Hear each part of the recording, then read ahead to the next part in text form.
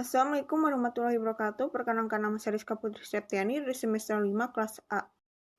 C. Upaya pengembangan etika lingkungan. 1. Penguatan misi untuk mempertahankan keseimbangan ekosistem di tengah-tengah tuntutan dan kebutuhan pelaksanaan pembangunan adalah masalah yang sulit. Upaya ini tidak cukup dengan penyuluhan untuk menumbuhkan kesadaran. Pada tahap awal perlu adanya landasan yang kuat dalam upaya menjaga lingkungan. 2. Penetapan siap untuk memperhatikan lingkungan. Pemerintah melalui programnya menetapkan sikap dasar yang sangat memperhatikan lingkungan. Dalam melaksanakan pembangunan, berdasarkan keputusan Presiden nomor 27 tahun 1975, dibentuk panitia inventarisasi dan evaluasi kekayaan alam. Masalah lingkungan ini selanjutnya dimasukkan dengan GBHN sampai dengan tahun 1998 dan ditetapkan seorang menteri yang menangani masalah ini pada tanggal 11 Maret 1982. DPR RI dalam sidang paripurna telah menegaskan rencana Undang-Undang Lingkungan Hidup yang ditetapkan dalam Lembaran Negara Nomor 12 RUU yang selanjutnya menjadi Undang-Undang Nomor 4 Tahun 1982 tentang ketentuan-ketentuan pokok pengelolaan lingkungan hidup yang disingkat UULH. 3. Pemantapan kesadaran masyarakat dalam pengelolaan lingkungan hidup. Kesadaran dan kehidupan masyarakat yang berkaitan dengan pengelolaan lingkungan hidup berkembang sedemikian rupa sehingga UU Nomor 4 Tahun 1982 perlu disempurnakan untuk mencapai tujuan pembangunan berkelanjutan yang berwawasan lingkungan. Undang-undang baru ini diundangkan pada tanggal 19 September 1907 yaitu Undang-Undang Pengelolaan Lingkungan Hidup. 4. Kebijakan berwawasan lingkungan. Manusia dikaruniai akal budi yang menguasai memerintah subsistem lain dalam keseluruhan ekosistem sehingga sering bertindak sewenang-wenang.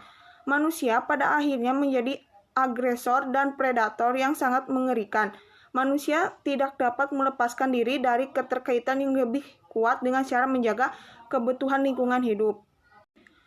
5. Membangun etika lingkungan baru. A. Manusia harus menghormati alam. Manusia tidak hanya melihat alam sebagai sesuatu yang berguna baginya, tetapi juga memiliki nilai sendiri. B. Manusia harus menanamkan kesadaran akan tanggung jawab khusus terhadap lingkungan lokal sendiri, agar lingkungan bersih, sehat, dan alamiah. C. Manusia harus merasa bertanggung jawab terhadap kelestarian biosfer. D. Solidaritas dengan generasi-generasi yang akan datang harus menjadi acuan dalam pengelolaan lingkungan. E. Etika lingkungan hidup. Baru membuat larangan keras untuk merusak, mengotori, dan meracuni, mematikan, menghabiskan, menyia-nyiakan, dan melumpuhkan alam sebagai atau keseluruhan. E. Perlu dikembangkan prinsip properties pembangunan pasti akan mengubah atau merusak lingkungan baik dikit maupun banyak. G. Kerusakan lingkungan yang disebabkan oleh pihak tertentu akan menyebabkan kerugian bagi masyarakat. D. Mewujudkan pembangunan yang berwawasan lingkungan. 1. Pola pendekatan filosofis. Pada dasarnya banyak ajaran filsafat dan agama mengajarkan manusia untuk melihara, menghargai, dan hidup menyatu dengan lingkungannya. Dikatakan subjek pembangunan karena merupakan pelaksanaan pembangunan. Dikatakan objek pembangunan karena sasaran hasil pembangunan pada hakikatnya untuk kepentingan manusia. Karena aspek kesejahteraan yang adil dan merata setiap wilayah harus diupayakan dalam pelaksanaan pembangunan. Manusia memiliki hak dan kewajiban yang diatur sedemikian rupa, sehingga kedudukan manusia sebagai subjek dan objek pembangunan dapat terwujud. Oleh sebab itu, manusia harus melakukan pengelolaan yang bijaksana, rasional, cerdas, dan bertanggung jawab.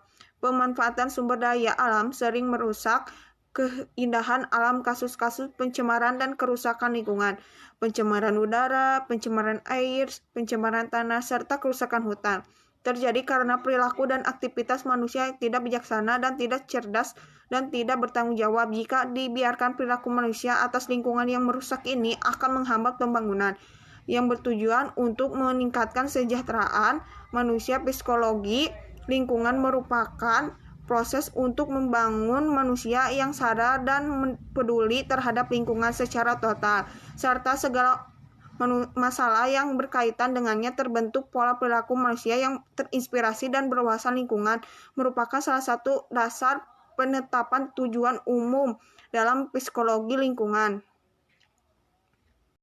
A. Membangun kesadaran, yaitu membantu individu dan kelompok sosial memperoleh kesadaran tentang kepekaan terhadap lingkungan dan berbagai masalah yang berkaitan.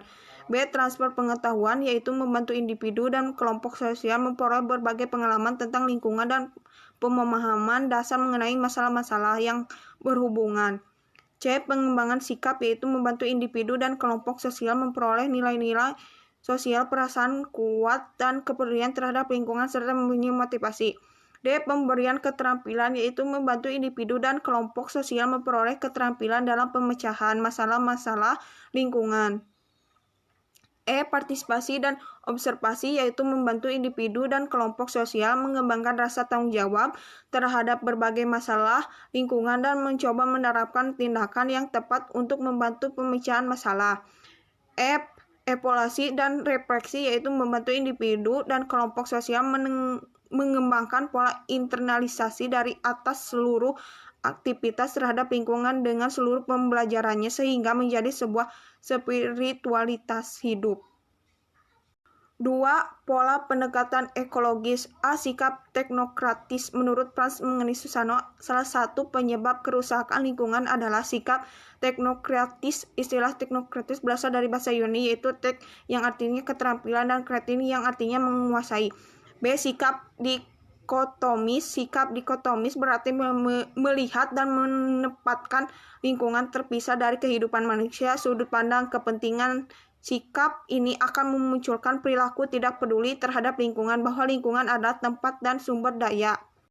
1. Cara manusia melihat lingkungan yang mempunyai dasar kepentingan. Kepentingan bisa negatif, bisa positif, bisa individu atau kelompok kepentingan hidup secara keseluruhan. 2. Cara memanfaatkan lingkungan. 3. Cara pengelolaan lingkungan. 4. Cara penyelamatan lingkungan. 5. Pola pendekatan psikologis. Pada hakikatnya, pembangunan berkelanjutan merupakan aktivitas memanfaatkan seluruh sumber daya untuk meningkatkan kualitas hidup dan kesejahteraan masyarakat manusia. Pelaksanaan pembangunan pada dasarnya juga merupakan upaya melihat keseimbangan antara lingkungan alami, sumber daya alami, hayati dan non-hayati, dan lingkungan binaan sumber daya manusia dan buatan, sehingga sifat interaksi ataupun interdependensi antara keduanya tetap dalam keseharian yang seimbang. Dalam kaitan ini, eksplorasi ataupun eksploitasi komponen-komponen sumber daya alam untuk pembangunan harus seimbang dengan hasil produksi bahan alam dan pembangunan limbah ke alam lingkungan.